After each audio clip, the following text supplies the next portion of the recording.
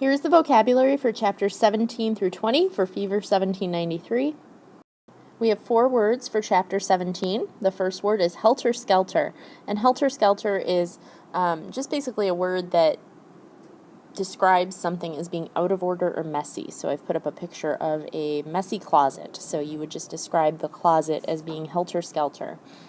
Varmints is kind of a general word, and it means pests or animals that are a nuisance. So here I have some sort of rodent. I'm not exactly sure which animal this is, but a rat would be a varmint. A squirrel might be a varmint. So something that would be a pest, especially like in something like a garden, would be considered a varmint.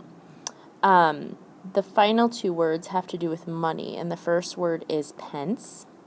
And really what it means is it's the plural word of the word penny, but we don't really use the word pence in the United States, but they do in England, and they would have used that word in 1793, and it also could mean a sum of money. Likewise, you have the word shillings, which is just a word for coins, and again, I have a picture of a British shilling. It's something that they would have used back in Great Britain and therefore would have been seen in the United States in 1793. There's only one word for chapter 18, and that word is urchin.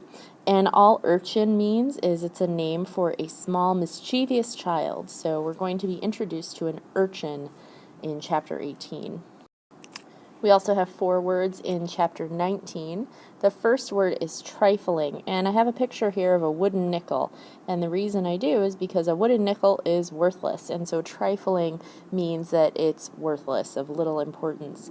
Brandish is actually a verb, and brandish means to shake or wave a weapon. So what this kid is doing right here is he is brandishing his sword.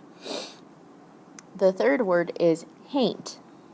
And haint just is a term for a lost soul or a ghost.